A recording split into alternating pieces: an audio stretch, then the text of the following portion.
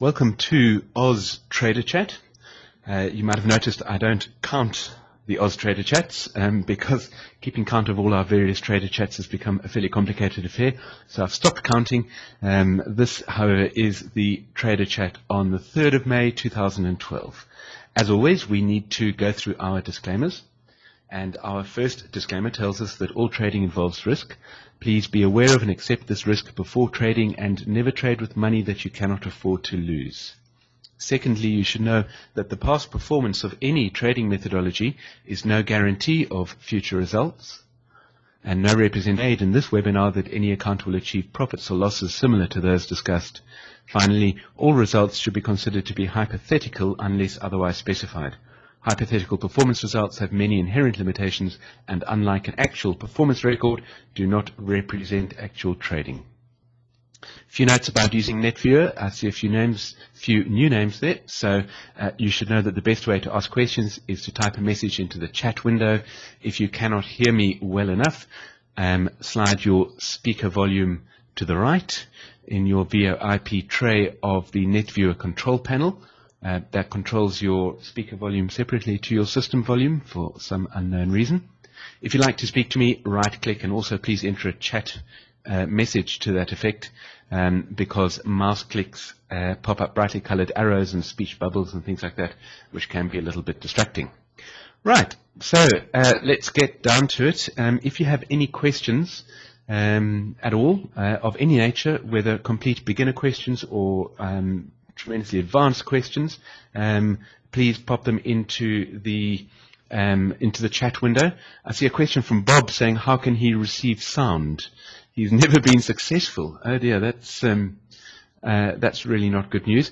I see Paul is online, so hopefully, Paul, if you wouldn't mind putting some messages into the chat window to help Bob out. There's nothing really I can do if he's not hearing me, if he's not receiving sound. Thanks very much. Okay, so as I was saying, if you have any questions, type them into the chat window and I will certainly do my best to answer them. And so without further ado, let's find Sentient Trader and let's start speaking about Sentient Trader. Last week, of course, we spoke about the Australian market and what the Australian market is busy doing at the moment and what it is doing relative to the American market, to the US markets. I think the comparison between the two is of vital importance. One of Hurst's principles is the principle of commonality.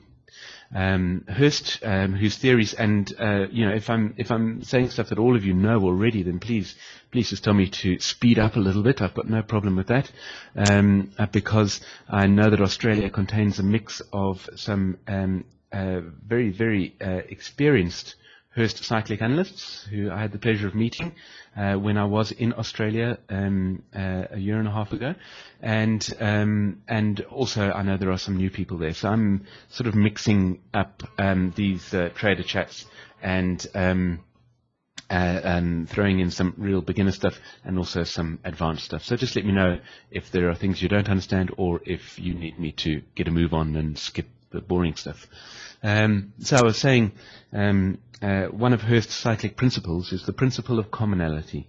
Hurst announced his cyclic theory, which is really simply a combination of 8 cyclic principles, which are principles that explain the financial movements, the price movements of financial markets according to these 8 cyclic principles. One of those cyclic principles is the principle of commonality, and that tells us that all financial markets have a lot in common, basically, and that is particularly true nowadays. It's even more true nowadays, I believe, in the year 2012. I think Bob's trying to sort out his sound issues. It's particularly true nowadays, of course, because of the fact that the world is so interconnected. Today's a perfect example. I'm sitting in Italy. Where am I? I'm sitting in Italy. Paul's sitting in London. Many of you are sitting in Australia. And I see someone in Paris. So, we've got people all over the world, and they're all trading the markets. And so, as a result, markets tend to move very much in unison with one another. One has to pay very close attention, I believe, when markets move differently. Now, you will know, because I believe most of you are outside of the United States, so you will know that, of course, your lives move with a different rhythm in many ways to the lives of people in the United States, and so do your financial markets.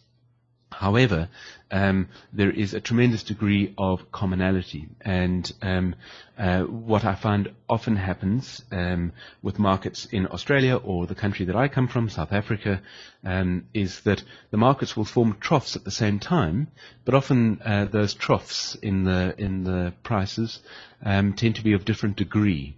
So you'll get a really big degree trough forming in the American market, and you might have only a minor trough in the Australian market. And what's happening at the moment in the Australian market is really very interesting. And I've got to tell you, I think there are still warning flags going up. I know that many of you might be rolling your eyes and saying, "Oh, there goes David again, being bearish," and our market is going up, which is true. Your market has been going up. As have many markets around the world over the past few weeks. But nevertheless, I am very wary of the fact that that the markets are about to turn around and start heading down fairly soon, I've got to say. I'm not feeling tremendously optimistic about a continued advance. So over the past few weeks, we've been taking a look at this analysis of the Australian market, and I'll give you again the whirlwind tour for those of you who are joining us for the first time, perhaps today. I'll give you a whirlwind tour of the analysis or the analyses that I have performed on the Australian market, so that we have some perspective of what we're looking at. The first thing that I always do with Sentient Trader, that's the software, of course, that has generated this analysis, is that I simply click on the Analyze button, and I take a look at the default analysis that Sentient Trader performs. And this is the default analysis. These semicircles represent the paths in very idealized form of various cycles, and the longest cycle that you can see here is the 4.5-year cycle. Now, this is the default analysis without anything applied to it, and I have a few reservations about this analysis that I spoke about several weeks ago. I won't repeat myself because that webinar is available for download. So instead of repeating myself, to move on to the way in which I resolved that, the big issue I had with that was the positioning of the 4.5-year cycle, and so I produced a different analysis, which is very easy to do using Sentient Trader, which simply repositions that very long-term cycle. There we go. So now, as you can see, and let me just turn off Sentient Trading because that's a bit distracting. There we go. As you can see, the 4.5-year cycle now has a trough in March of 2009, which is clearly the most visually prominent trough in the price movement, and this analysis really makes more sense to me.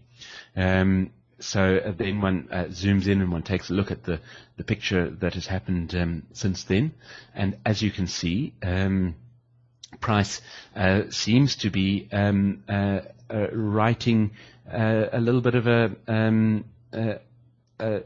sort of a semicircle itself. Let me just turn on this whiteboard. There we go. As you can see, price has risen out of that trough in March of 2009. It looks as if though it has been sort of peaking and is heading on its way downwards towards a trough towards the end of this year or early in 2013.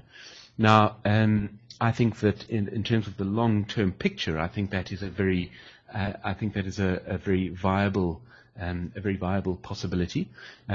So I'm very happy to move on. But before we leave this chart and look in even further detail, there is something that I would like to point out, which is that, of course, the 18-month cycle, and now there are 3 18-month cycles within every single 54-month cycle.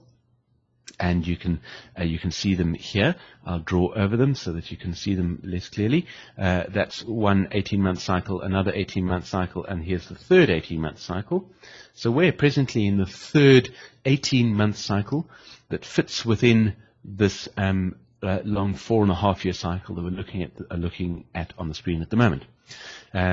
So far so good. Except I question the placement of this 18-month cycle trough. And when we are trying to make decisions, trading decisions about what to do today, it's quite important that we position the most recent trough of every cycle as accurately as we can.